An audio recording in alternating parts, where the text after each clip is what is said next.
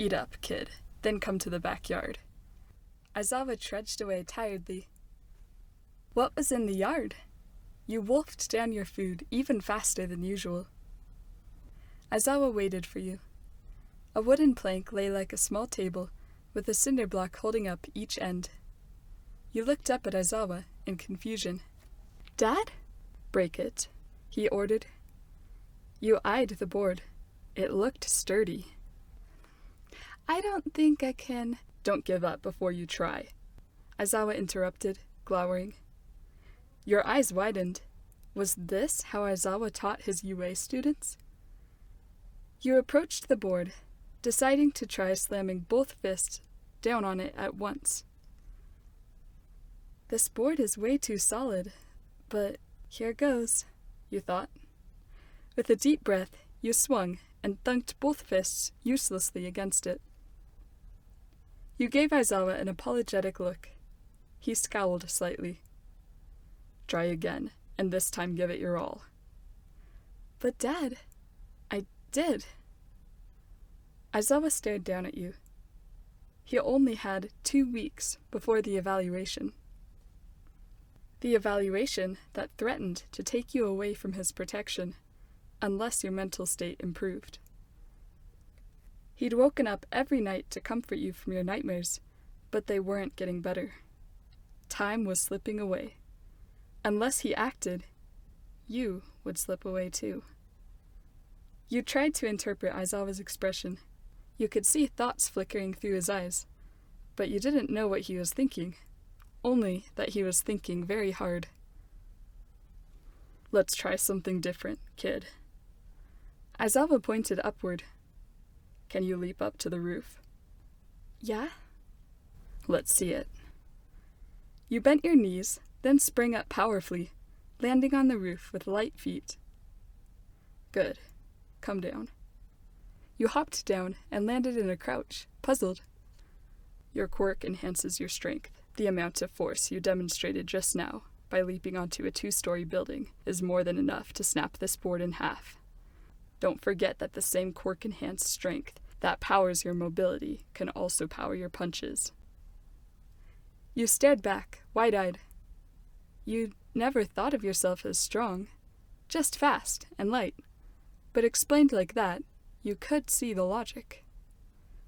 You approached the board again, then closed your eyes, and swung with all your force, as though you wanted the punch to propel you into the sky with the same power as your leap to the roof. You heard a loud, solid-sounding crack, and your fists fell into empty air. Opening your eyes, you watched as the splintered halves of the board fell haphazardly to the ground. The cracked edges looked even thicker and more solid than you'd assumed at first. It would take a really strong person to do that. I did that? I did that? Your amazement froze you to the spot until you felt Aizawa's warm hand on your shoulder. Good work, problem child. You felt a glow of warmth.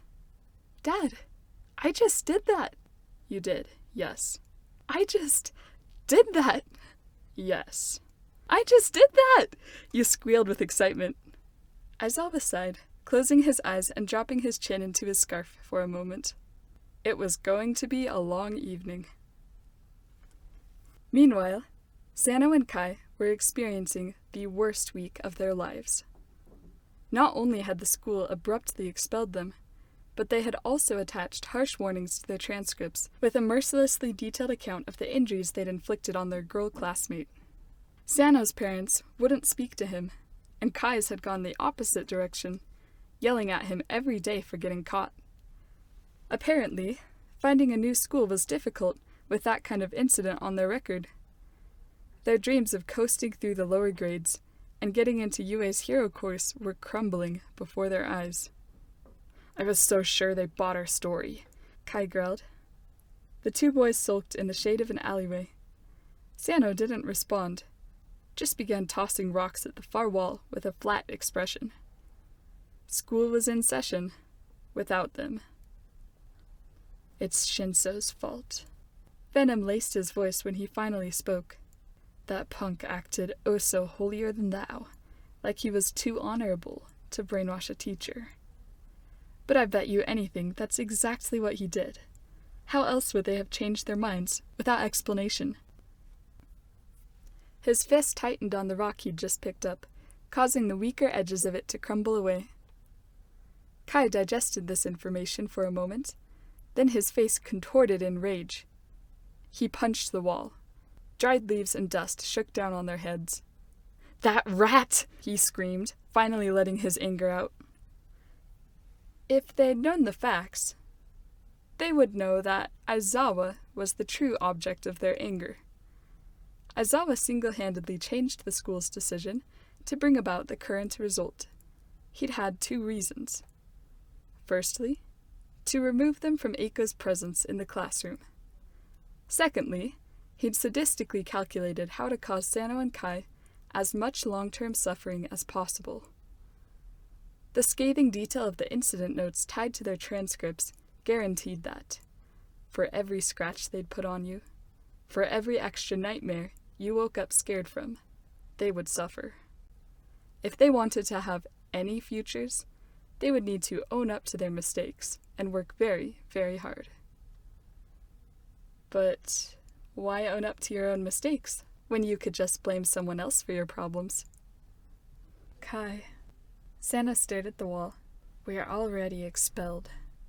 He stood, grinning madly. We can do whatever we want, and there's no school to get in trouble with anymore. So? Kai stared. So? Sano's grin darkened. Let's have a final word with Shinso, and this time, we won't let him weasel his way out. Kai clenched his fist, hardening it into titanium. No matter what happens, I'm pretty sure it'll be worth it, as long as I can finally smash his smug face. Then let's see this through. Sano grinned. Over the next week, Aizawa spent time training you every day after school. It was tricky to find the right balance for training you. If you got accustomed to fighting scenarios and realized your strength, it could take the edge off of your fear. But if you took it too fast, the training itself could trigger your PTSD. He watched you carefully while teaching you basic combat moves, toning things down every time he noticed a spark of discomfort in your eyes, or your ears starting to twitch back. He made sure not to crowd you, or move too suddenly when mock fighting. There'd been a couple moments when you'd frozen up, looking at him with terror. He'd immediately slowed, speaking in a calming voice, and encouraging you to take deep breaths until the fear left your eyes. And then, you'd wanted to keep going.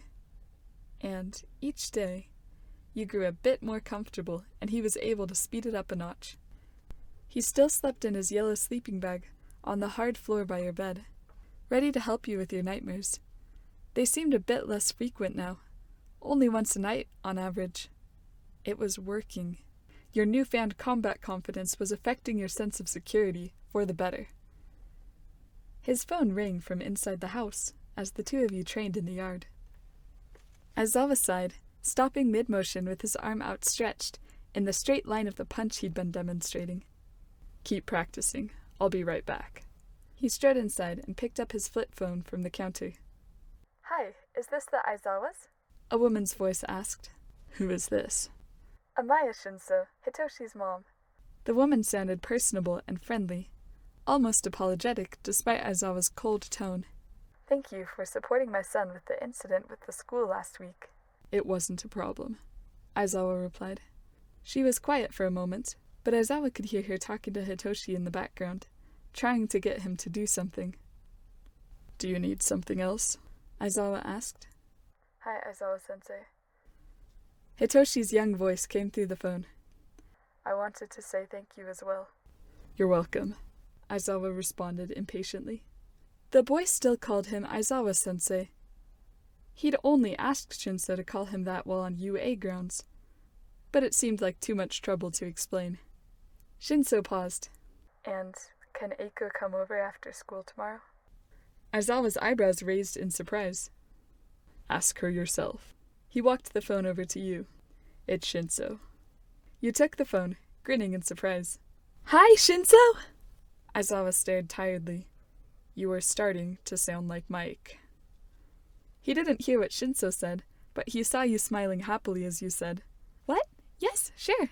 Wait, let me ask my dad. You held the phone away, looking up to start your question. You can go, Aizawa told you before you could even get the words out. Grinning, you brought the phone back. Yes, I can go. The next day on UA campus, Aizawa dismissed his class after a long day of training and headed down the school hallway to grade papers in the staff room. Mike appeared, falling into step beside him. Isn't this the time of day when you go to pick up Eiko? He asked, noticing that he wasn't headed towards the exit like usual. She's going home with a friend today. Aizawa didn't bother glancing at Mike. Mike grinned. Is it that kid who came over before? Looks like she did manage to befriend him then. Aizawa scowled. It's not that he wasn't glad about it too. It's just that Mike was so annoyingly self-satisfied. He started to say something to Mike, then stopped, eyes narrowing as he walked. Mike, he said quietly, are you aware that you're being followed? Mike didn't break stride.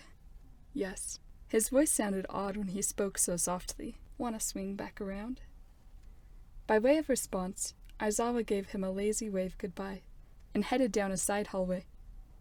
Mike continued to walk, whistling a jaunty tune as he did so. Aizawa sighed. Was the whistling necessary? Even when Mike acted inconspicuous, he stuck out like a sore thumb. Aizawa doubled back on silent, quick feet, but when he got into position behind where he'd seen the suspicious stranger following Mike, no one was there. Aizawa caught a flash of motion from the open window. He ran to look over the edge, but they were gone. Did they have a flight quirk? Mike joined him. No luck? Afraid not, Aizawa growled. He glanced at Mike. His eyes narrowed. What motivation would someone have for following you? Well, Mike grinned. Maybe they're a fan. Wouldn't be the first paparazzi I've had to deal with. Aizawa glowered. Mike, you're not that stupid. Talk. Mike sobered. I don't know, Shota. UA security is pretty tight, so that narrows the options quite a bit. Uneasiness prickled at Aizawa, and then he began running down the hallway.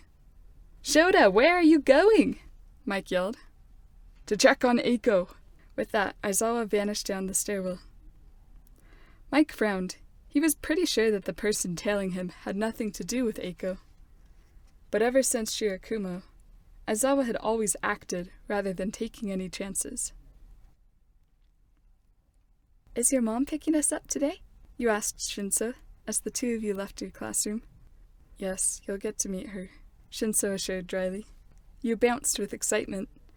The teacher walked over to the two of you. Shinso, your mom called. Something came up with work, and she says that you and Eiko can take the bus home and she'll be back really soon. Shinso raised his eyebrows in surprise, but nodded to the teacher.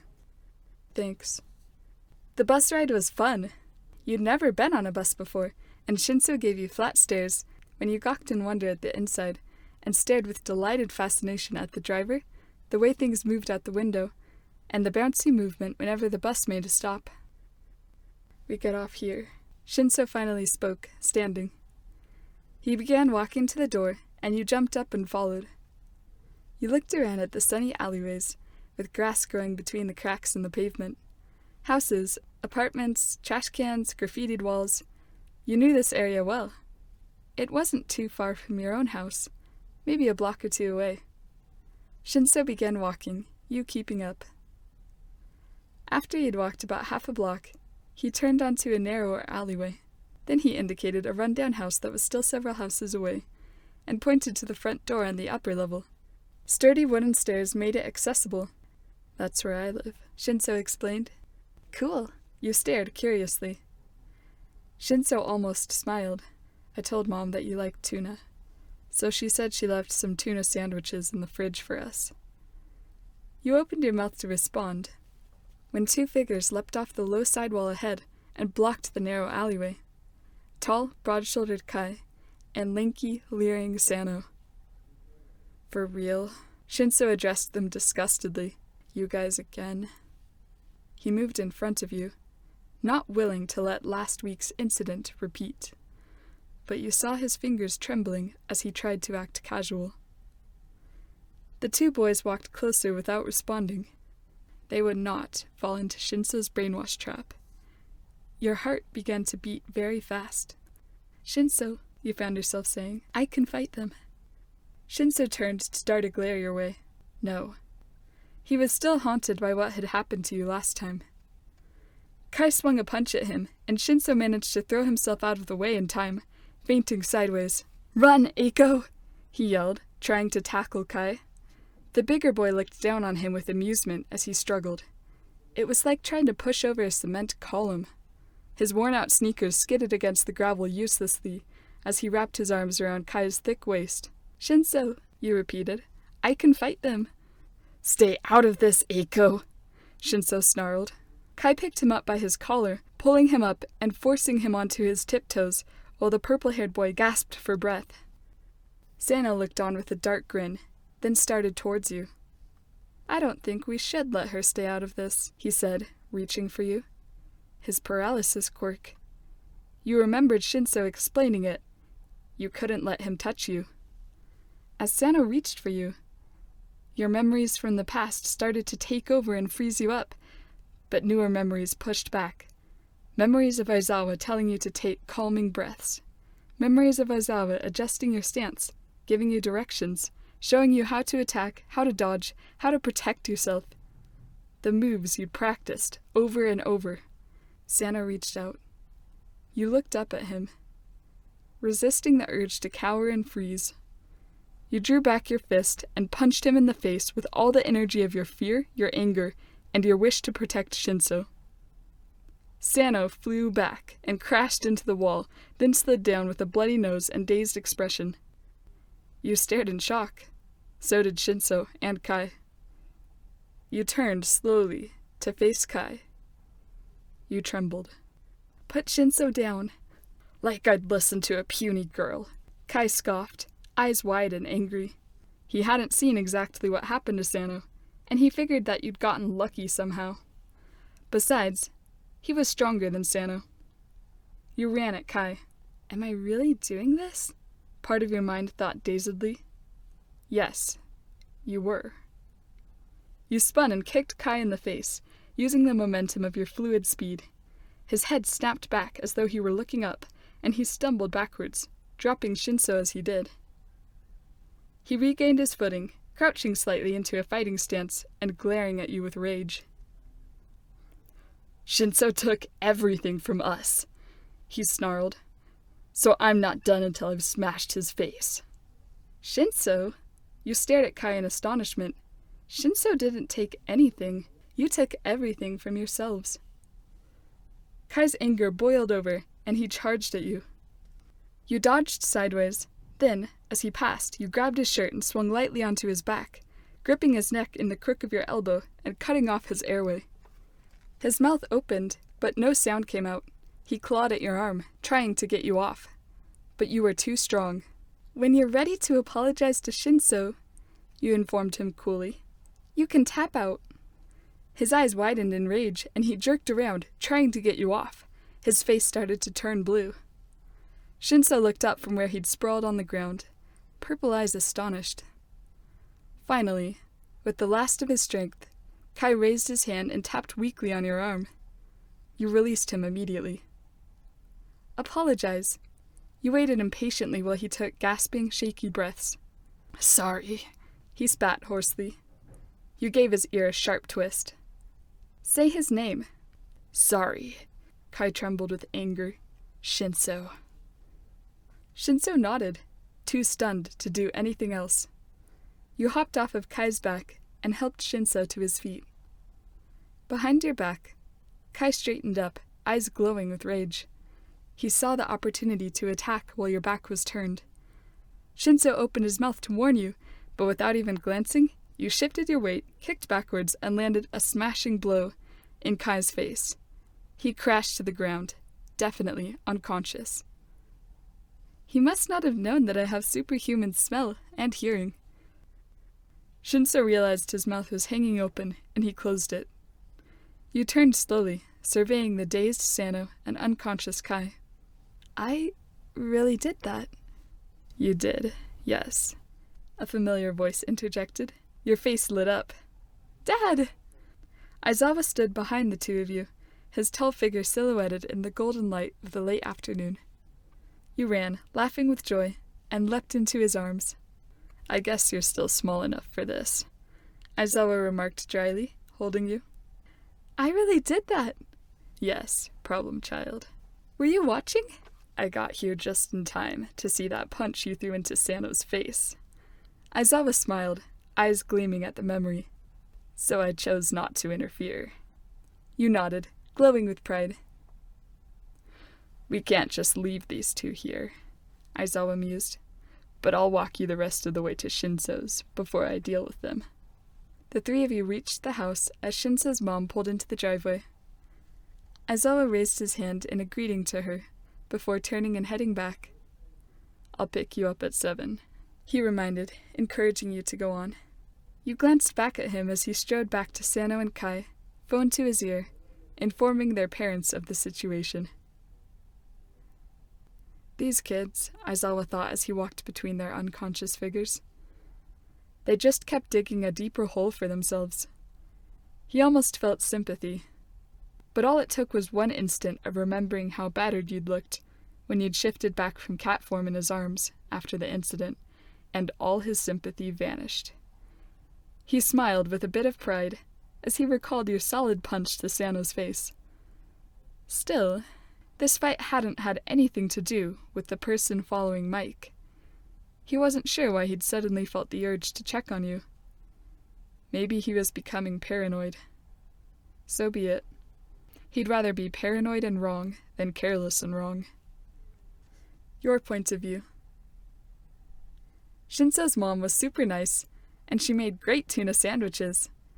She treated you like an angel, and seemed to have the odd ability to say things, which made Shinso embarrassed for no reason. You're welcome here any time, Eiko, she told you warmly for the 6th or 7th time. Mom. Shinso's face was stiff with embarrassment. Thank you, you repeated happily. Shinso's always welcome over at our place, too. His mom gave the two of you a happy, sentimental smile, as though she was going to tear up, and turned away to clean up some dishes. Her purple-pink hair tied back as though to restrain its spunky waves. You heard her mutter something about how Shinso was finally making friends, and saw her swipe at her eyes. Shinso looked extra stiff around the way his mom was acting. Want to see the rooftop here, Eiko? He suggested, knowing that you love rooftops. Yeah, you agreed, getting out of your chair. You followed Shinso up a narrow wooden staircase, which led to a hatch that came out on the rooftop. You climbed up after him. Smaller than the school roof, but you liked it. It was quieter, less in the middle of the city. All around were the sleepy-looking houses, grown-over alleyways below, telephone wires, the soft sound of birds and crickets, and golden light growing softer as the evening approached. Check this out. Shinso flashed his dry, smirking grin. You peered into the cardboard box he showed you, and you saw 3 mewing, squirming kittens. Aww! Your eyes grew sparkly, and when you met Shinso's gaze, you saw his eyes sparkling too. I found them in the alleyway, abandoned, he explained. I'm hoping to raise them, teach them how to hunt and everything, like their parents would have done. You cocked your head. That reminded you of the way Aizawa had found you, and started teaching you stuff. He'd taught you fighting skills, to chew with your mouth closed, to do dishes. You do remind me of my dad. Shinso smirked, but he knew you meant Eraserhead, so he took it as a compliment. You giggled at the kitten's mews. They think you're their mom. You can talk to cats. A little, you shrugged, still giggling.